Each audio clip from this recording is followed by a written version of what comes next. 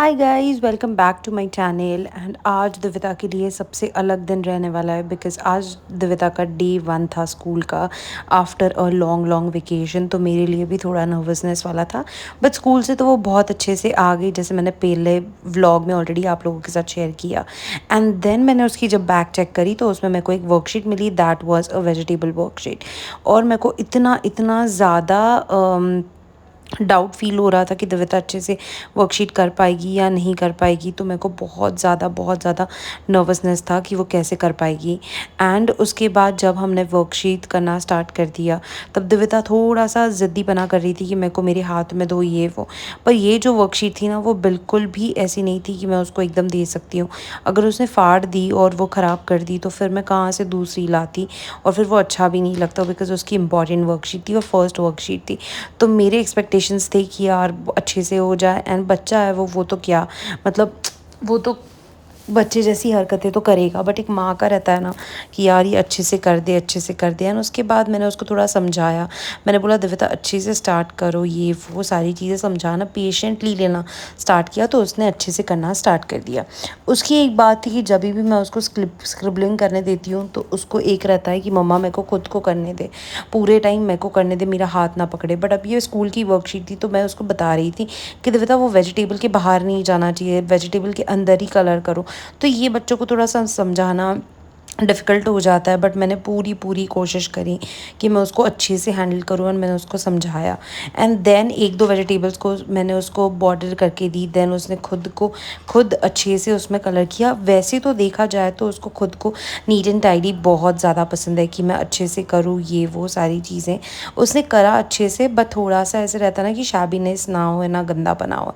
और ये जो स्टडी टेबल आप देख रहे हो, ये स्टडी टेबल मैं जब वर्क फ्रॉम होम करती थी और मैं प्रेग्नेंट थी तब मैंने ये ऑर्डर किया था।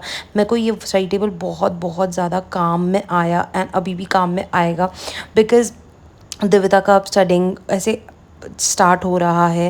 एंड जो स्क्रिबलिंग और ये चीज़ें करवाती हूँ मैं उसको नॉर्मली बेड पे ही करवाती हूँ। और मैंने उसके लिए ऐसे कुछ स्टडी मटेरियल अभी तक ख़रीदी नहीं है, जो टेबल चेयर और ये सारी चीज़ें होती है। बट अब मैं सोच रही हूँ कि ऐसा कुछ तो मंगाऊँ मैं जो ज़्यादा स्पेस भी नहीं खाएगा और बहुत अच्छे से उसकी वो एक्टिविटी वो उस पर बैठ के वो कर पाएगी। तो मैं ऐसे देख रही हूँ कि अगर मेरे को कोई अच्छी चीज़ मिली तो मैं आप लोगों के साथ भी शेयर करूँगी ये चीज़। एंड यहाँ पे मेरा फेस ऐसा हो रहा है थोड़ा सा बिकॉज़ वो मेरे को बिल्कुल भी हाथ लगाने नहीं दे रही थी। मम्मा आप मत करो, बिल्कुल भी मत करो, मैं खुद के हाथ से ही करूँगी। देखो यहाँ पे वो इंडिपेंडेंटली अकेले कर रही हैं। तो मेरे को थोड़ा सा ये लग रहा था कि यार दिविता ऐसे नहीं करते बच्चे, अपने मम्मा का हाथ पकड़ के ही करते बिकॉज़ ये स्टार्टिंग स्टेज होता है।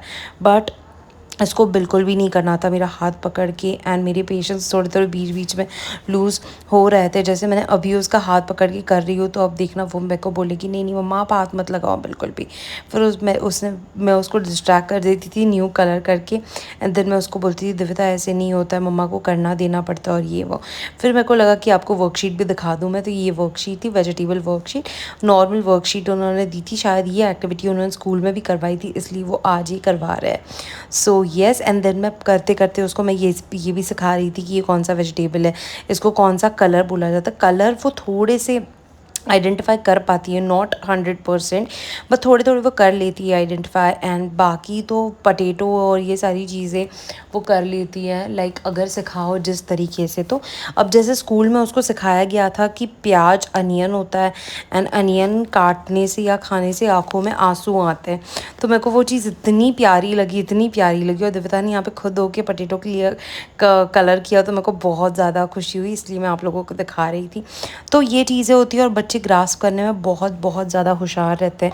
तो उसको वो चीज़ याद थी कि मम्मा आंसू आ जाते, तो मैं खुद ग्लैड थी oh no.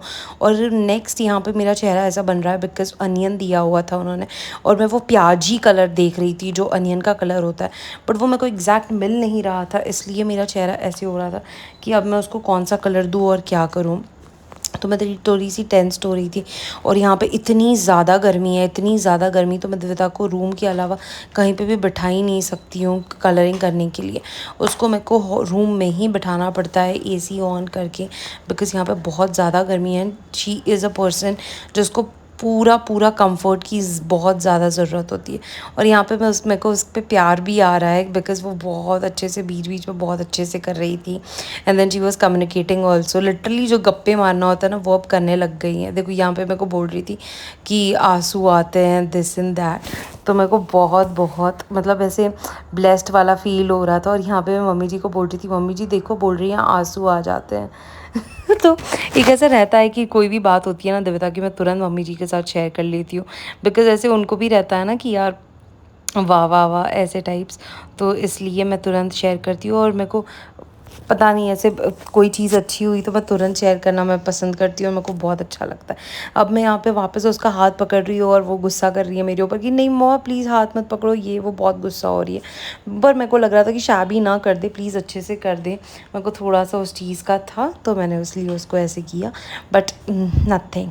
And next thing कि ये उसकी फ़र्स्ट वर्कशीट थी एंड अब पता नहीं स्कूल में और एक्टिविटीज़ होती जाएगी तो मैं आप लोगों के साथ शेयर कर पाऊँगी। एक फॉलोअर ने मेरे को मैसेज किया था कि प्लीज़ आप मेरे को ये बोल सकते हो मेरे गांव में बिल्कुल भी प्ले ग्रुप नहीं है, तो अब मैं क्या करूँ उस चीज़ के लिए। तो मैंने उनको बोला कि ऐसे कोई ज़रूरी नहीं होता है कि प्ले ग्रुप में भेजना ही, अगर आपको वो फैसिलिटी मिलती है तो दैट इज़ वेरी नाइस। अगर आपको वो फैसिलिटी नहीं मिलती है तो what you can do is you can simply make your child sit at home और आप उसको होम एक्टिविटीज़ करवा के, बुक्स रीड करवा के, ये सारी चीज़ें मंगवा के आप उसको घर पे होम स्कूलिंग दे सकते हो। और मेरा तो मानना ये है कि जो बच्चा माँ से सीखता है ना वो तो बहुत बहुत ज़्यादा ऑर्गेनिक और बहुत अच्छा रहता है, तो बच्चा आराम से सीख जाएगा।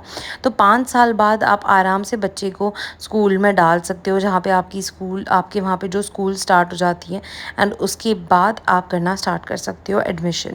सो येस मैंने उनको मैसेज करके रिप्लाई कर दिया था उस चीज़ का। यहाँ पे दिव्यता बीच बीच में लेट जा रही थी कि मम्मा मैं थक गई, मम्मा मैं थक गई, फिर मेरे को उसको मना मना के उठाना पड़ रहा था एंड देन मैं उसको करवा रही थी।